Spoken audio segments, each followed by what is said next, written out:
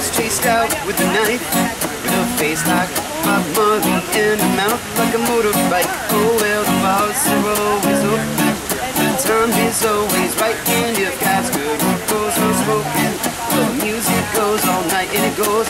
If I was somebody, say, could you be loved? And if I was, have fun, I thank the Lord up above. And if I was Mike Tyson, I would look for a fight. And if I was a rap back, I would be staying up all night. And if I was the Pino Rock, I would get stupid dumb.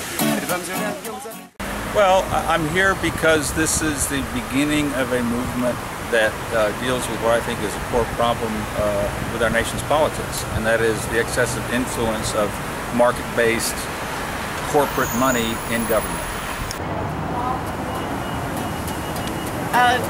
I'm working with the Peace and Justice, the American Dream, Move On, Code Pink, and all of the organizations that are working so hard to bring the power back to the people and take it away from the 1% who want everything. They don't even want to leave some crumbs, but there's a pie, and we deserve the full serving because we are the ones who create the wealth. It is, I call it the grand unifying theory of American politics, and that is the influence of money and the influence of big corporations in government.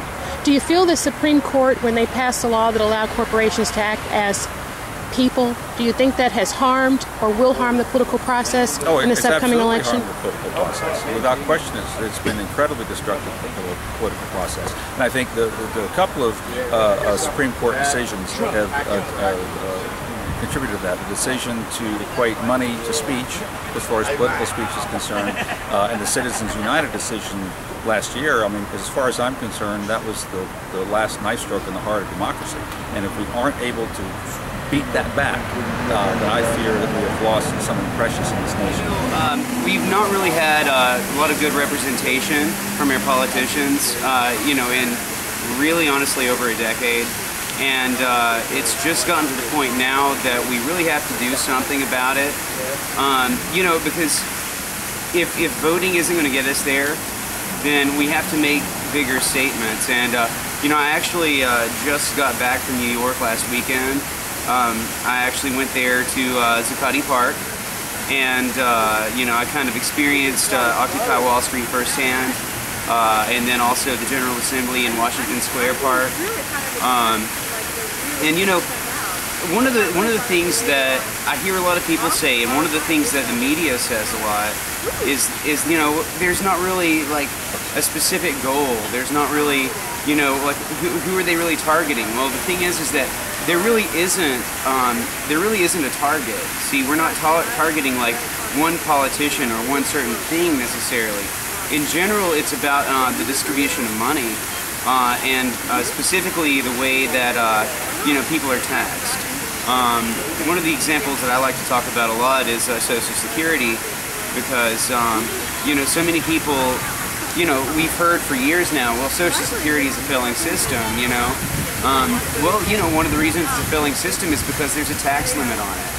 You know, the wealthiest people in America are not taxed beyond $100,000 a year in Social Security. Now, my mom is a retired teacher. She's been working in the inner city for 35 years here in Nashville, Tennessee. The IRS has decided that she owes them back taxes on her pension, which, let me tell you, is not as much as the pension that the senators get, okay? She can't pay her mortgage. I'm living with her to help her with that. You know, so I don't really have a life. I'm barely, you know, I don't have, you know, all my money is going towards the bills to try to help my mother raise 3 kids by herself, work 3 jobs, you know, and it basically means nothing. I'm a little upset with that. She shouldn't have to pay back taxes. She served our community for 35 years, and it's about time we start giving back to her.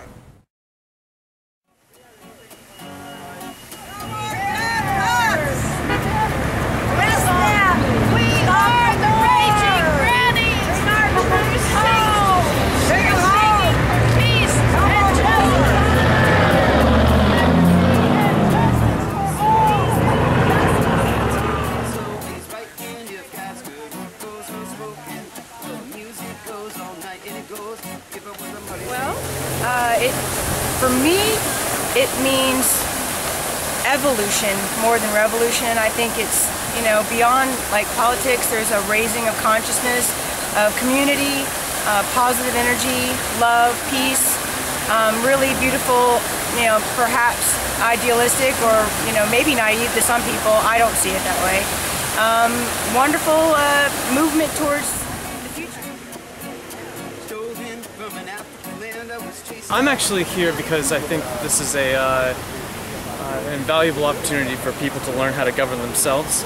I'm personally an anarchist. I think that the real joy in all of this is that people like never before are relearning and rebuilding the institutions that we once had, the like local control over carrying out our day-to-day lives is coming back to us. And eventually, at the end of all this, we'll realize that we never needed government to begin with. Well, I think that there are members of the Tea Party, the Democratic people of the party here, the Republicans, everybody. We embrace everybody, but we're not endorsed by anybody. So this is a movement of people, not of politics.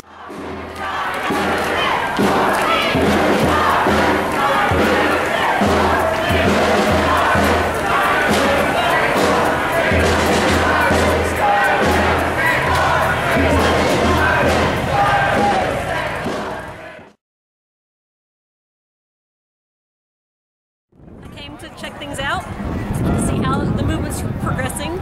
I'm really interested in seeing if we can get corporate money out of government and find some ways to lessen the economic disparity in our country and in the world.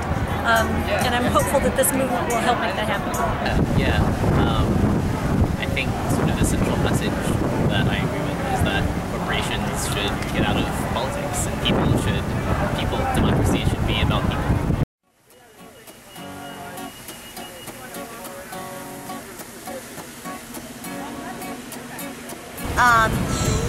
I almost want to cry thinking about it. When my mom was 15 years old, she went in her poodle skirt to Woolworths and sat down on the floor. It was the first sit-in in the United States. It was right down here on 4th Avenue, and she was thrown in a paddy wagon. And there, starts a long tradition in my family. Actually, it didn't even start there. It started with my grandparents in this country, of trying to make things better. I love this country. I'm a Jewish American. I would not be alive if it wasn't for this country. But we can do better. We can do better for the people who have served your community, our community. And there's an injustice going on. It's an economic injustice. Just really discouraged with the way things are going in the country, and I don't know what the positions are of everybody who is here, but we all seem to share that discouragement. I want some change. It's time. I vote, I do what I can for change, and I just see it stymied.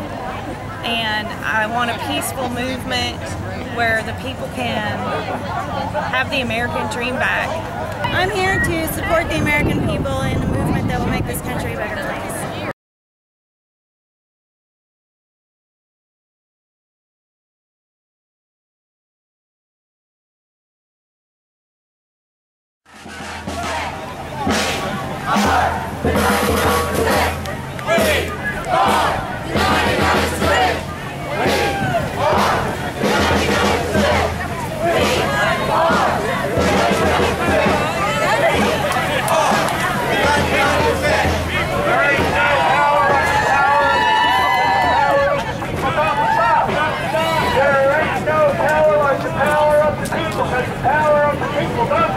Say what? There ain't no power like the power of the people, because the power of the people don't stop. Say what? There ain't no power like the power of the people, because the power of the people don't stop. Say what?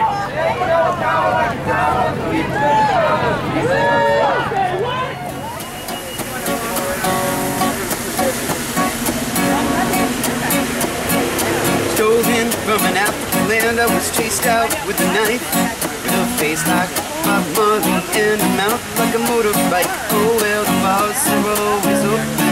The time is always right, and if God's good, what goes unspoken, the music goes all night. was somebody say, could you be loved? And if I was that fun, I'd thank the Lord up above. And if I was Mike Tyson, I would look for a fight. And if I was a rap back, I would be staying up all night. And if I was a Pino Rock, I would get stupid dumb. But if I'm around comes, I'd be comfortably numb. I had a shotgun, you know what I do. I point that shit straight at the sky and shoot heaven on down for you. Because the bars are always open, the time is always right.